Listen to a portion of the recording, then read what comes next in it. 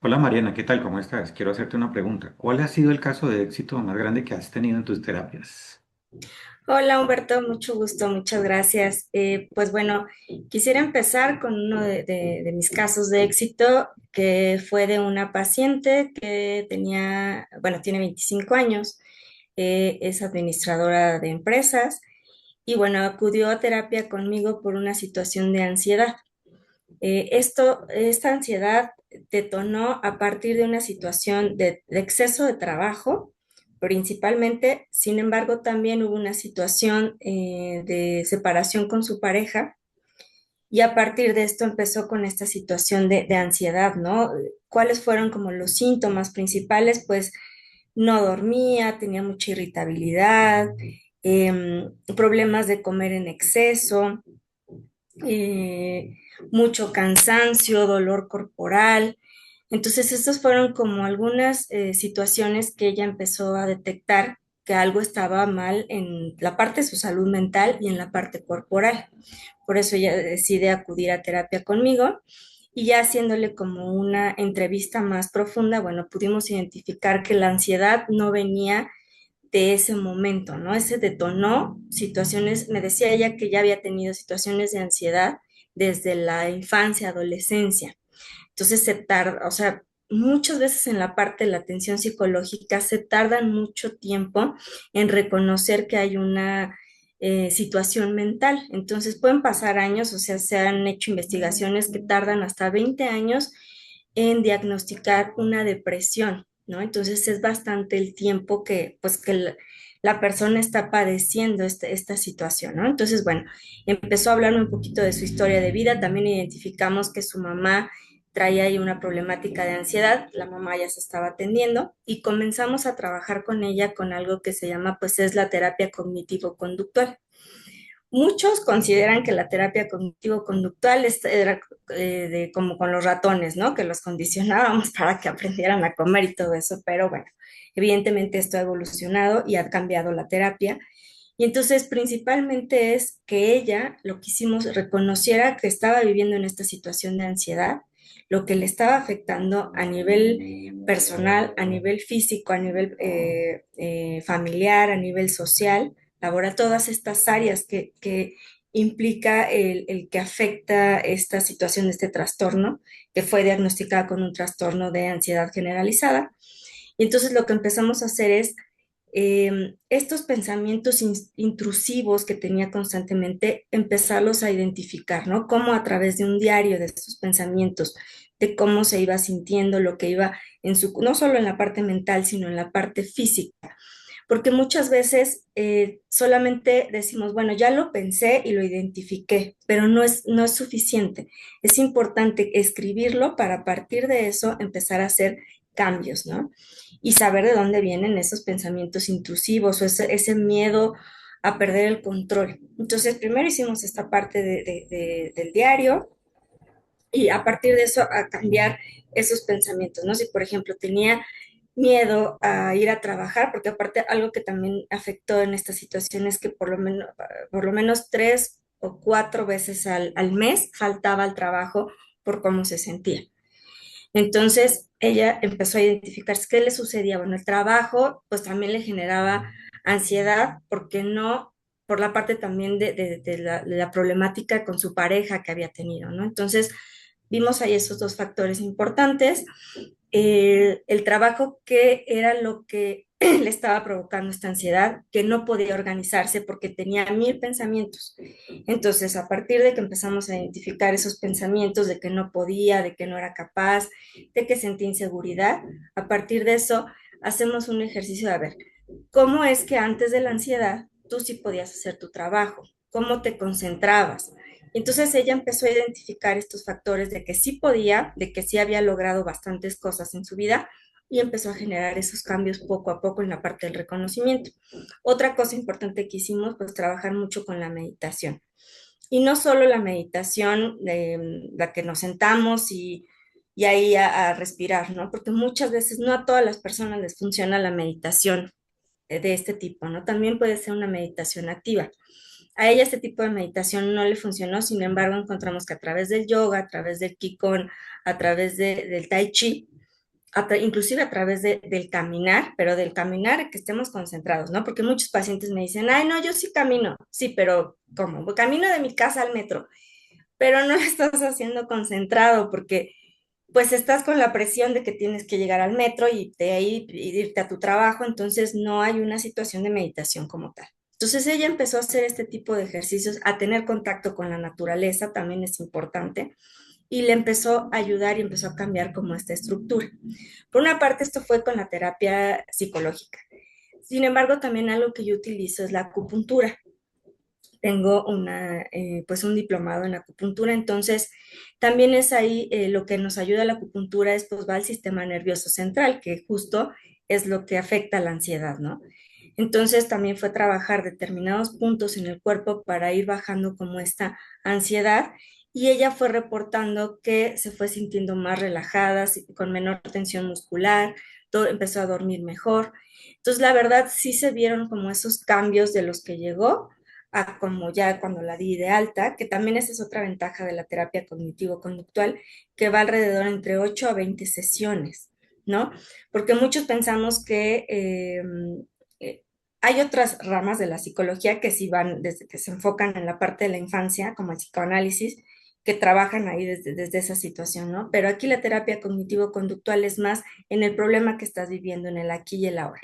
Si abordamos infancia, sin embargo, lo que queremos es que el paciente pues, pueda resolverlo de la manera más práctica y con soluciones que se vean como, se vean reflejadas. Marina, para una persona que nos está viendo y de pronto no conoce muy bien tu terapia, ¿nos puedes explicar de qué trata? ¿Sí? Claro. Bueno, la terapia cognitivo-conductual, como lo dice, es centrarnos en la conducta, en la parte del reconocimiento de la emoción. O sea, pudiera ser que a lo mejor el paciente vive o se acostumbró a lo largo de su vida a vivir con mucho estrés, ¿no? Y es su manera de defenderse y de reaccionar ante la vida.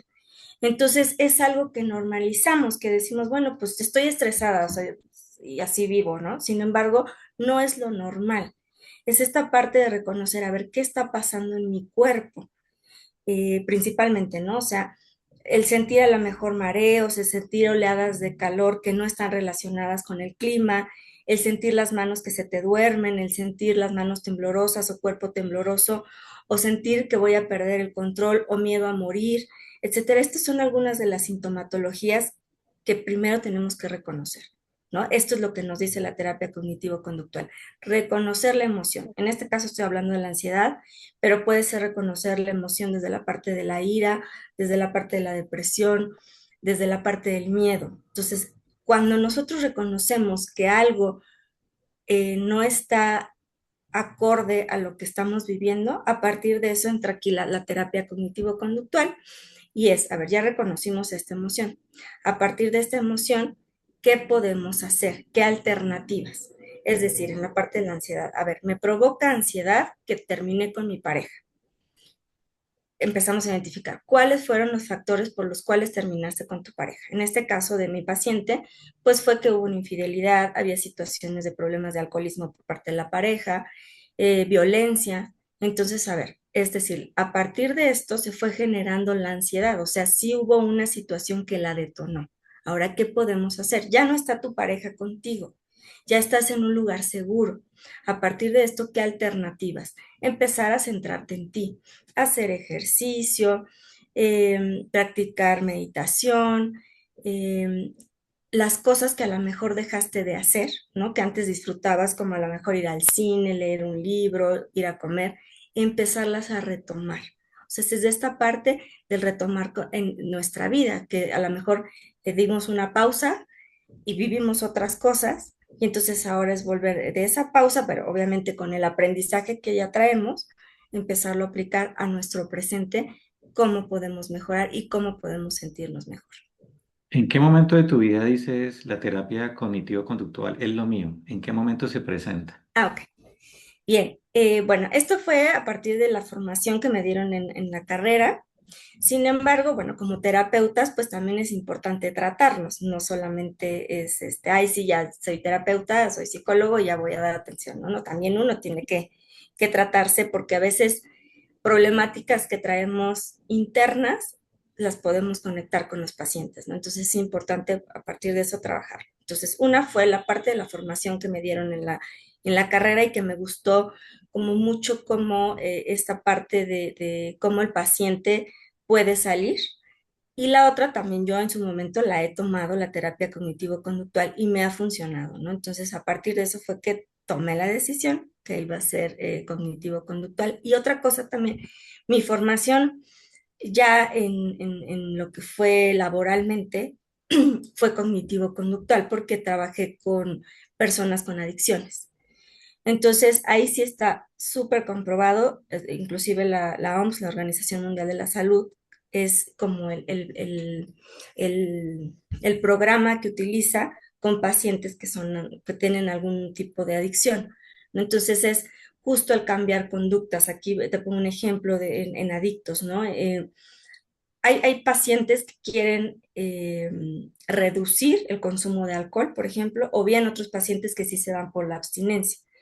Entonces, en el caso de reducción del consumo de alcohol es, a ver, si te tomabas, no sé, 10 copas en una reunión, vamos a reducirlo a 5. Sin embargo, ¿qué vamos a hacer para poderlas reducir, no? Porque decimos, ya se reduce, no, no, no, hay que buscar alternativas. Entre ellas, a lo mejor te tomas una copa y después de eso te tomas un vaso con agua o un tehuacán o comes algo y después ya consumes otra copa, ¿no? El estándar que debe de tomarse una copa va de 45 minutos a una hora, porque hay personas pues que se la toman al hilo y entonces por eso llegas a estados de intoxicación, ¿no? Entonces es como buscar alternativas. Bien, ahora con un paciente que requiere, que decide ya no consumir, pues aquí es como estas alternativas. Primero es salir de la zona que te lo lleva al consumo, ¿no? O sea, sí es alejarse un tiempo de, pues, inclusive de la familia, porque a veces la familia también, pues, genera esa parte de que consuma, ¿no? Entonces, de entrada ahí es reconocerlo, que es complicado también los pacientes reconocer este punto tan importante, que a veces la familia, pues, también genera la adicción que se pueda generar. Entonces, salirse de ese lugar. Después, empezar a hacer otras actividades como algún deporte, practicar la meditación. La parte de la religión también para algunas pacientes es importante. Entonces, algunos llegan a lo que es el juramento de decir, van a la iglesia, juran que en un año no van a consumir. Entonces, también de esas son herramientas que las podemos eh, utilizar, ¿no? Y buscar alternativas. Cuando hay como mucha esa necesidad del consumo, a lo mejor tomar una botella con agua, otra, hablarle a algún familiar que le tengas confianza y con el que te puedas desahogar, acudir a la terapia, meterte a bañar, salir a caminar. Entonces son como alternativas que se les van dando y esta es la parte de lo que es el tratamiento cognitivo-conductual. También esa fue parte de mi formación, que por eso también me enfoqué en esta rama de la psicología. ¿Cuáles serían las señales más comunes de una persona que necesita tu terapia? Bueno, sí, principalmente es cuando, por ejemplo, en el caso de ansiedad, que empiece, que su vida ya no sea la misma, es decir, que deje de hacer lo que hacía antes, por ejemplo, que antes salía con sus amigos, que antes, porque hay personas que dejan de manejar inclusive por esta parte de la ansiedad, que, no, que lo que es las zonas donde hay mucha gente se sienten como con esta ansiedad, con esta taquicardia, con esta parte de no querer estar, este miedo a estar solos, inclusive hay personas, hay pacientes que es ni siquiera puedo bañarme solo del miedo que tengo, ¿no? Esto sería como los casos como más extremos, pero a lo mejor cosas que principalmente dejan de hacer en su vida cotidiana, esos son como señales o alertas o que pierden como esa motivación ante la vida en la parte laboral, en la parte familiar, que se vuelven como más encerrados en sí mismos, son como puntos claves para identificar, ¿no? Por ejemplo, la ansiedad ya se considera como moderada a partir de que se está teniendo esta sintomatología a partir de 6 meses en adelante, ¿no? Ya es importante como considerarla para un tratamiento psicológico y para irlo como causando al paciente hacia otros, eh, o más bien darle herramientas al paciente para que pueda enfrentar esta situación que está viviendo de la ansiedad. Mariana, ¿qué papel juegan las emociones en las enfermedades físicas? Es fundamental esta parte de las emociones porque justo, por ejemplo, en la parte de la ansiedad, ¿no? Insisto mucho en la ansiedad porque es lo que normalmente ahorita tengo con pacientes, ¿no? La ansiedad y que viene del, yo siempre digo que la ansiedad y la depresión son primas hermanas, vienen de la mano normalmente, ¿no? Entonces, eh, cuando hay ansiedad, ¿qué sucede en el cuerpo?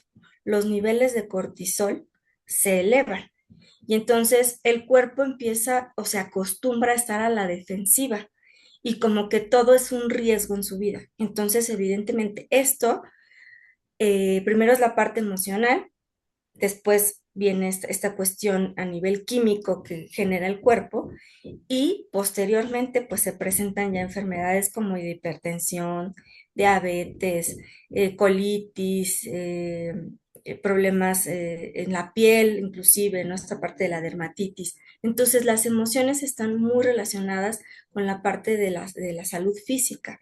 Por eso es importante escuchar a nuestro cuerpo.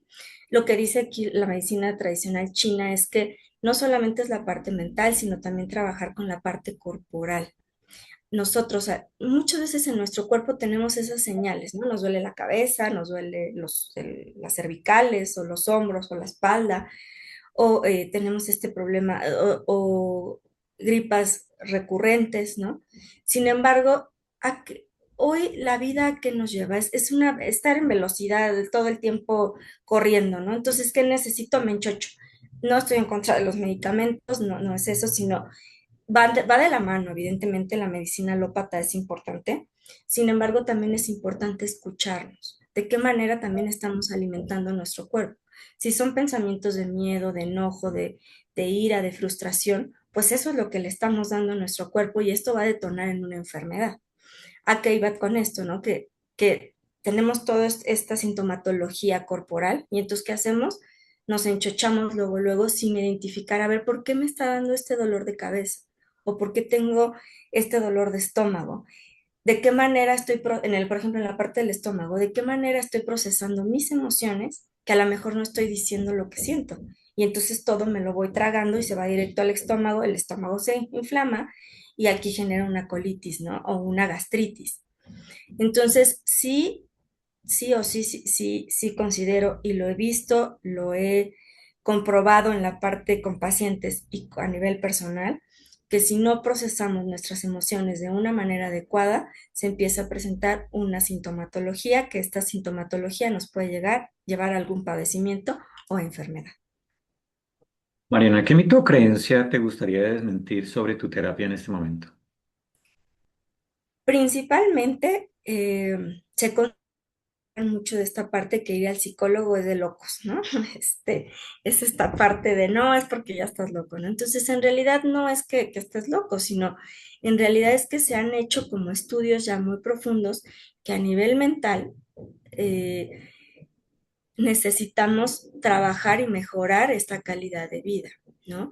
Porque justamente se decían, o sea, ir al psicólogo es ir a echar chisme, ¿no? No, no es en esta parte de echar chisme porque estamos hablando que la psicología es una ciencia y entonces esta ciencia se encarga de estudiar los procesos mentales y de entender desde los pensamientos, desde la parte cognitiva, desde la parte emocional, que hay que trabajar con ellos, ¿no? Desde, como decía hace un momento, de qué manera mis pensamientos están generando emociones en mi cuerpo y estas emociones generan padecimientos y estos padecimientos pueden generar una enfermedad y esta enfermedad nos puede llevar a algo crónico. Entonces, no es ir al psicólogo, no es de locos, sí es una situación como cualquier especialista, como cuando vamos con el médico que tenemos una gripa, pues el médico nos receta un jarabe, unas pastillas para mejorar, ¿no? Igual aquí en la terapia psicológica es igual, dar alternativas para mejorar esa calidad de vida. Mariana, ¿en qué tipo de personas o situaciones se logran ver los resultados más rápidos o sorprendentes? Principalmente en los casos que yo he visto que empieza a ver como una evolución o una mejora en el paciente, es cuando el paciente reconoce que le está pasando algo en su vida, que ya no es él, ¿no? Porque muchos los mandan, ¿no? Bueno, cuando trabajaba en el sector gobierno, pues era a lo mejor por llevar un trámite, entonces era como más forzado y el tratamiento no funcionaba porque al final del día iban por un documento, ¿no?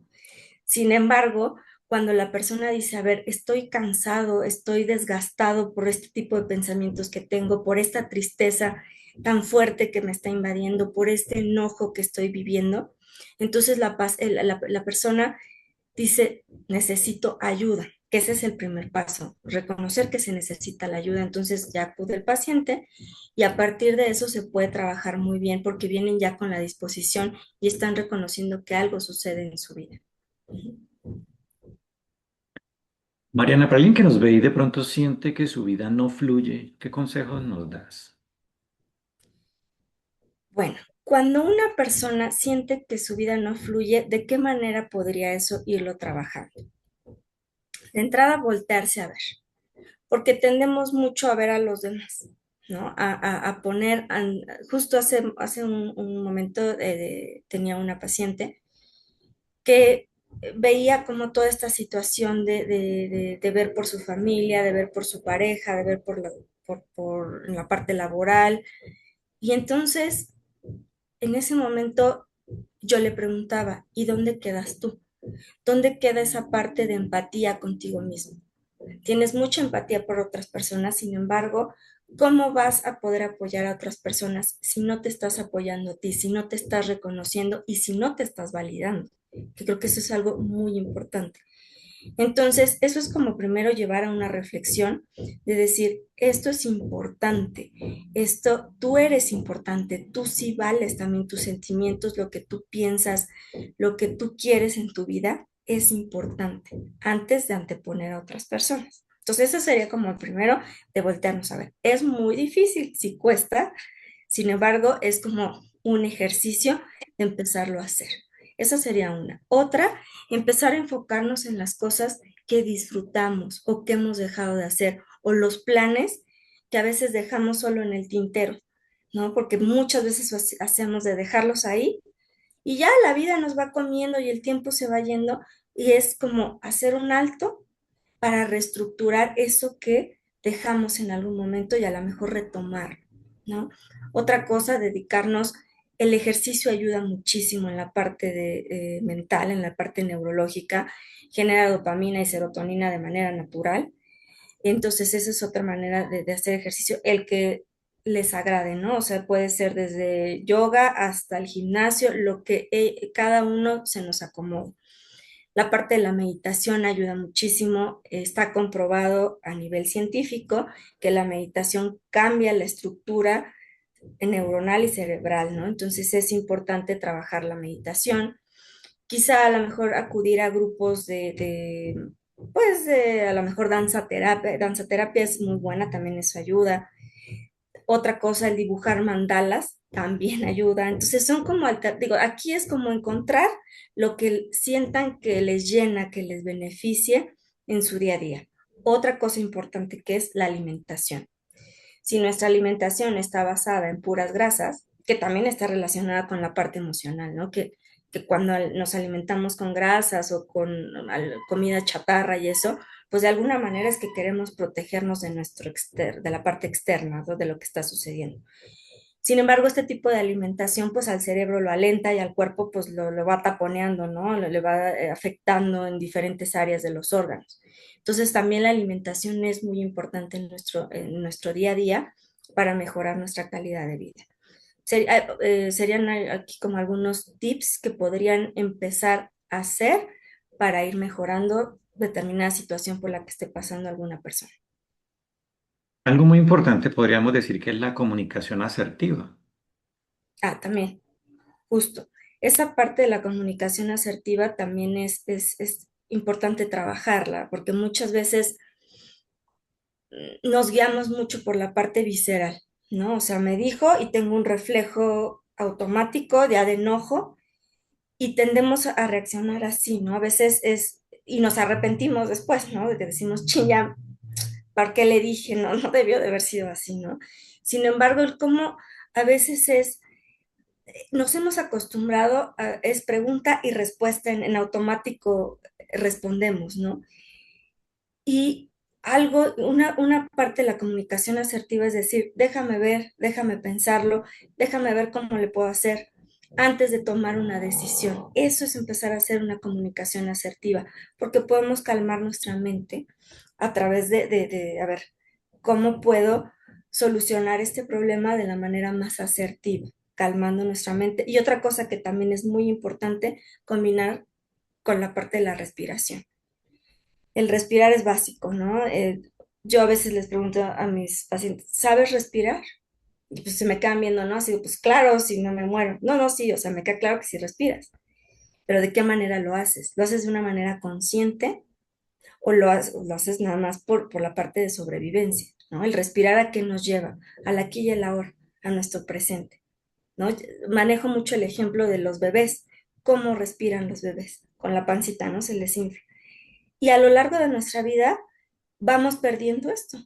Muchas veces respiramos y respiramos para adentro, ¿no?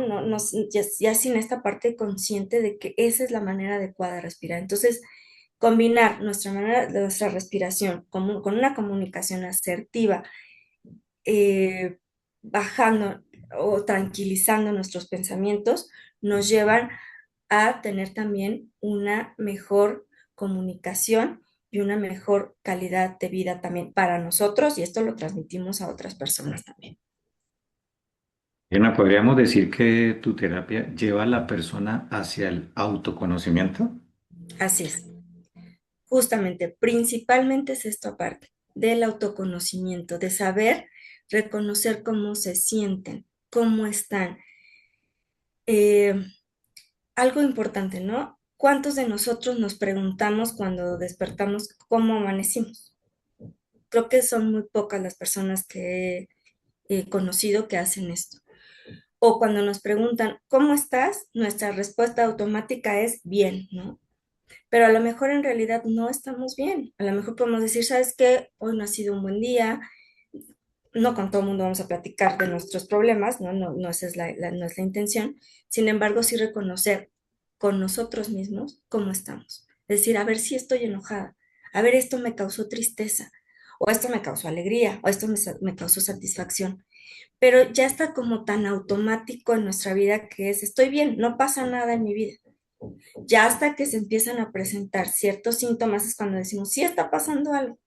Entonces, esto también podríamos trabajarlo como una parte de autoconocimiento, pero también preventivo, de si nosotros decimos, a ver, no estoy bien, me está pasando esto con mi pareja, estoy viviendo esta situación con mis hijos, estoy viviendo esta situación laboral, entonces a partir de esto podemos generar cambios. Pero si nosotros decimos, no está pasando nada y vivo con una sonrisa todo el tiempo, porque eso es lo que nos han enseñado, a estar sonriendo todo el tiempo, porque si estamos tristes o si estamos enojados o si estamos frustrados o otras emociones, entonces somos malas personas y por alguna razón existen las emociones, ¿no? Entonces, esto es parte del autoconocimiento, de reconocer primero cómo estoy día a día.